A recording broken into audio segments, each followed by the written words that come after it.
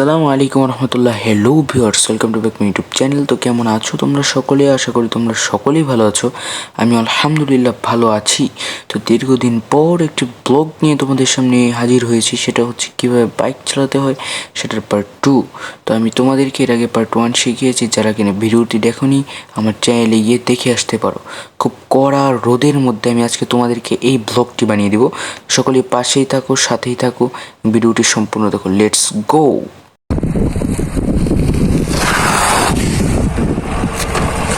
সকলকে শিখিয়ে দিচ্ছি কীভাবে চালাতে হবে। তো ফার্স্ট আমাদের বাইকটা যেভাবে থাকবে, এই যে আমি তোমাদেরকে যেটা প্রথমেই শিখিয়েছিলাম পার্ট 1, এই যে এইভাবে বাইকটি স্ট্যান্ড করা থাকবে। তো তারপর আমাদেরকে উঠতে হবে।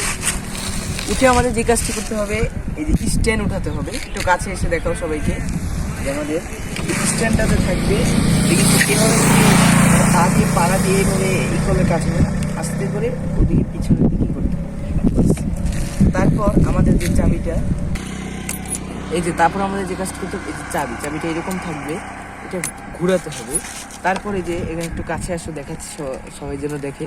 এখানে যে নিউট্রাল অপশনটি, এই নিউট্রাল অপশনটি যদি থাকে তাহলে আমাদের বুঝতে হবে যে বাইকে গিয়ার দেওয়া নেই। আর যদি না থাকে তাহলে বুঝতে হবে বাইকে গিয়ার দেওয়া আছে।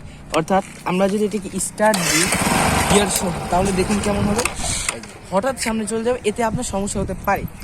তো আমাদের ফার্স্ট এটা খেয়াল করতে হবে, গিয়ার থাকলে এই যে এখানে পাড়া দিয়ে গিয়ারটা ডাউন করে দিতে হবে। তো এখন আমরা আমাদের মূল কার্যক্রম শুরু করব। ফার্স্ট আমার বাইকে শেলফ আছে, অনেকের বাইকে কিক দিয়ে তারপর করতে হয়, আমি আমার শেলফ দিয়েই করব। তো বাইকের একটা মূল জিনিস আছে, সেটা হচ্ছে ক্লাসটা হচ্ছে বাইকের খুব মূল্যবান একটা সম্পদ। তো আমরা শুরু করছি। ফার্স্ট আমরা শেলফ দিলাম। শেলফ দিয়ে এখন আপাতত বাইকটা কিন্তু স্টার্ট আছে। তো এখন আমরা এই যে ক্লাস চাপ দিব। তারপর এই যে এটা হচ্ছে গিয়ার। তো এখানে ফার্স্ট গিয়ার, এখানে আমি চাপ দিব, ক্লাসে ধরে এখানে পাড়া দিব, তাহলে বাইক সামনের দিকে যাবে না।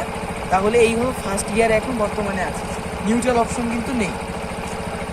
এবং আমাদের গিয়ার যদি ডাউন করতে হয় তাহলে একইভাবে আমাদেরকে ক্লাসে ধরতে হবে এবং পিছনের এই যে এটাই পাড়া দিতে হবে, এইভাবে অথবা এইভাবে।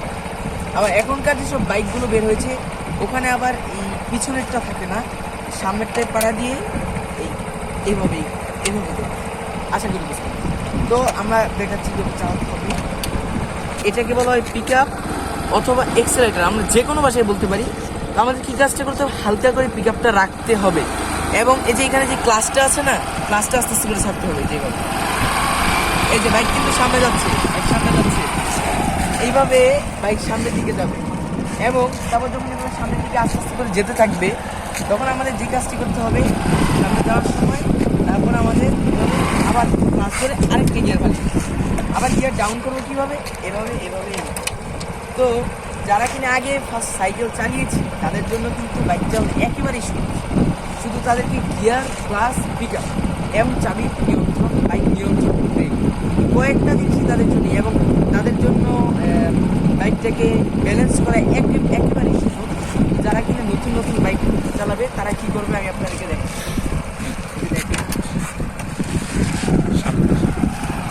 এইভাবে কিন্তু মানে আস্তে আস্তে করে পা নামিয়ে চলতে থাকে, পিছন থেকে ধাক্কা দিতে।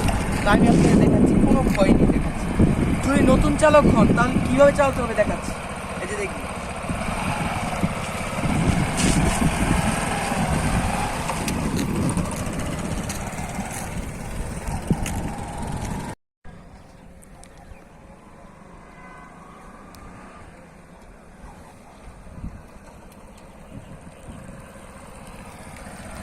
কিন্তু আপনারা দেখতে পেলেন কীভাবে চালাতে। তারপর আমাদের আরেকটা কাজ আছে, সেটা হচ্ছে মোড় কীভাবে ঘুরাতে। এখানে গিয়ে কিন্তু আমরা অনেকই সমস্যায় পড়ে যাই। তো ফার্স্ট গিয়ার খাওয়ানোর পর মোড়টা কীভাবে ঘুরাবে দেখাচ্ছি। যে আমরা আস্তে করে মানে চলতি অবস্থায় বাইকটা চলছে, এখন খুব স্পিডে বাইকটা চলছে, এবং আপনি তখন ব্রেক ধরে কীভাবে বাইকটা ঘুরাবেন, অনেকে নিয়ন্ত্রণ করতে পারে না, তাদেরকে দেখাচ্ছি। আপনারা বাইকের ব্রেক ট্রেক আস্তে করে ধরবেন, আস্তে করে এইভাবে করে ঘুরাবেন। আমি আপনাদেরকে স্যাম্পল দেখাচ্ছি, সামনে এক্সাম্পল দেখাচ্ছি সামনে।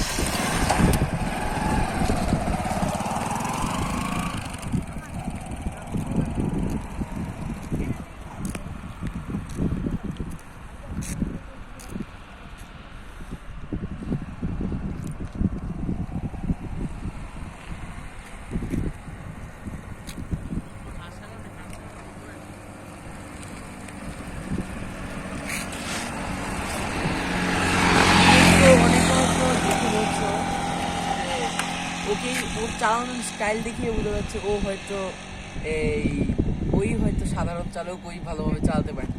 কিন্তু আমি তোমাদেরকে শেখানোর জন্য আমি নিজে একজন নতুন চালকের মতো হয়ে তোমাদেরকে শেখাচ্ছি। ওকে, তো আমরা ঘোরানোর এটাও আমরা শিখে ফেললাম কীভাবে ঘোরাতে হবে। এখন আমরা একবারে শুরু থেকে শেষ পর্যন্ত যতটুকু শিখালাম সম্পূর্ণটা আবার আমরা খাটাবো এবং আমরা দেখবো। ওকে, তো সকলে পাশে থাকবো। তো এর আগে আমি আপনাকে আরেকটা কথা বলি যে ক্লাস সম্পর্কে। ক্লাসটা কী কাজ করে, যেমন ক্লাসটা কাজ করে হচ্ছে আপনি এখন খুব স্পিডে আছেন, বাইকটি স্পিডে চালাচ্ছেন, তো এখন আপনি গিয়ার ডাউন করবেন অথবা দিবেন, যাই করেন না কেন সেই কারণে ক্লাস আপনার জন্য প্রয়োজন। ক্লাস ছাড়া কিন্তু গাড়িটা হঠাৎ করে টান দিয়ে দিবে, সেটা কিন্তু জানা কথা। তো এবং ক্লাসে আরেকটা কাজ হচ্ছে, মনে করেন আপনি কোথাও গাড়িটা দাঁড়া করালেন, সেখানে আপনি যদি ক্লাসটা ধরে রাখেন তাহলে গাড়িটা থেমে যাবে না, মানে স্টার্ট অবস্থায় থাকবে। এটা হচ্ছে ক্লাস। এবং যদি ক্লাস না ধরেন আপনি গাড়ি থামালেন অনেক স্পিডের সময়, তাহলে মনে করেন গাড়ি একটু একটা বাজে একটু শব্দ হবে, খটখট এরকম একটা শব্দ, যেটা আমাদের আগের বাংলা বাইকগুলো যে আছে ওগুলোতে যে শব্দগুলো হতো এরকম একটা শব্দ হবে, দেখবেন তারপরে বাইক থেমে গেছে। এবং ক্লাসে ধরা থাকলে আশা করি তা হবে না। তো আপনাদেরকে তা দেখাচ্ছি শুরু থেকে শেষ পর্যন্ত কীভাবে চালাতে হবে। তো আমরা গিয়ার ফালালাম, ক্লাসে ধরলাম, স্টার্ট দিলাম, রাখলাম, হালকা রাখলাম, আস্তে আস্তে করে ক্লাস চালালাম।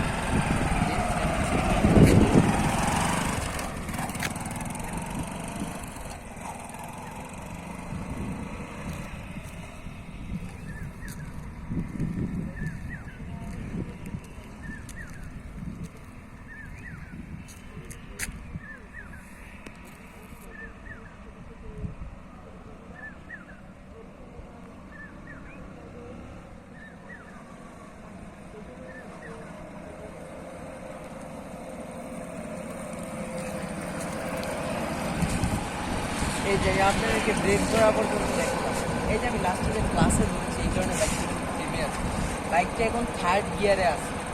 থার্ড গিয়ারে থাকা সত্ত্বেও এখানে ক্লাসে ধরার কারণে থেমে গেছে। ক্লাস যদি না ধরা থাকতো একটা বাজে সাউন্ড হয়ে থেমে যেত। আমি তো তার ওই দিক থেকে ঘুরে এসে আমি একটা করে বাসা।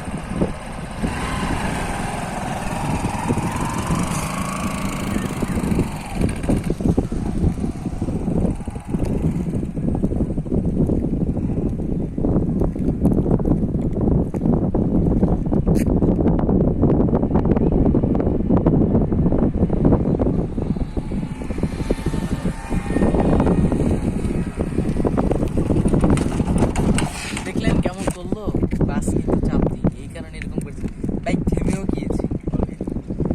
এই কারণে ক্লাসের গুরুত্ব অনেক বেশি, আশা করি আপনারা সকলেই বুঝতে পেরেছেন। এবং হঠাৎ করে যদি সামনে গাড়ি এসে পড়ে তখন কী করবেন, এই ক্লাসটা ধরবেন, ব্রেক করবেন। এবং অনেকে যে সমস্যাটায় ভুগি সেটা হচ্ছে যে পিছনের ব্রেক হাইড্রোলিকভাবে ধরার পর ভিতরের চাকা ঘষা খাইতে খাইতে খাইতে খাইতে একবারে এক জায়গা থেকে আরেক জায়গায় অনেক দূরে চলে যায়, 1 কিলোমিটার দূরে চলে যায়। এই কারণে আমরা তখন কী করবো, আমরা পিছনের ব্রেক ধরার পর যখন এরকম তো তখন সামনের ব্রেকটা আমরা হাইড্রোলিক চাপাবো, তখন দেখবেন থেমে যাবে, কোনো সমস্যা হবে। এবং সবচেয়ে বেশি ভালো হবে কি, আমরা যদি দুটো ব্রেক একসাথে ধরি তাহলে আমাদের জন্য সমস্যা কম হবে। এবং সবচেয়ে বেশি ভালো হয় আমরা পিছনের ব্রেক ফার্স্ট ধরি, তারপর আমরা সামনের ব্রেক ধরবো, এবং বেশিরভাগ আমরা পিছনের ব্রেক ধরার চেষ্টা করব। তো আশা করি আপনারা সকলেই বুঝতে পেরেছেন। তো ভিউয়ার্স, আপনারা কিন্তু সকলেই দেখলেন কীভাবে বাইকটা চালাতে হবে, পার্ট 2টা দেখিয়ে দিলাম। যারা কিনা পার্ট 1 দেখেননি আপনারা সেখান থেকে সেটা দেখে কিন্তু কিছু ধারণা নিতে পারেন। এবং আমি আপনাদেরকে যেটা বলেছিলাম যে চাকা ঘষা খেতে খেতে 1 কিলোমিটার চলে যায়, না 1 কিলোমিটার জানে সেটা আমি আপনাদেরকে মজা করে বলেছি। বাস্তবে 1 কিলোমিটার জানে মানে অনেক দূর পর্যন্ত যেতে চলে যায়। যারা কিনা নতুন চালক তাদের জন্য সমস্যা হতে পারে, চাক্কা ঘুরে তারা কিন্তু পড়ে যেতে পারে। আমাদের এত একটা সমস্যা হয় না। তো সকলেই এটা সাবধানে বাইক চালাবেন, এবং আমি আপনাদেরকে যেভাবে শিখালাম এভাবে চালানোর চেষ্টা করবেন। তো জোরেও চালাবেন না, আস্তেও চালাবেন না, রাস্তা অনুযায়ী জায়গা অনুযায়ী দেখে তারপর চালাবেন, এবং নিজের খেয়াল রাখবেন, ভালোভাবে থাকবেন, এবং সবসময় এই তাহসিন মোল্লা এই চ্যানেলটির পাশেই থাকবেন। বিভিন্ন রকম ব্লগ এবং বিভিন্ন রকম ইসলামিক বক্তব্য, ইসলামিক হাদিস পেতে চ্যানেলটিকে সাবস্ক্রাইব করবেন, এবং সমস্ত কিছু এখানে পেয়ে যাবেন। সকলেই ভালো থাকবেন, সুস্থ থাকবেন। আজকের জন্য আমার ব্লগটা এতটুকুই। এই কড়া রৌদ্রের মধ্যে আমি আপনাদের জন্য ব্লগ বানিয়েছি। তো সকলে একটু সাপোর্ট করবেন, সকলে ভালো থাকবেন, সুস্থ থাকবেন। সকলকেই আসসালামু আলাইকুম ওয়া রাহমাতুল্লাহি ওয়া বারাকাতুহু।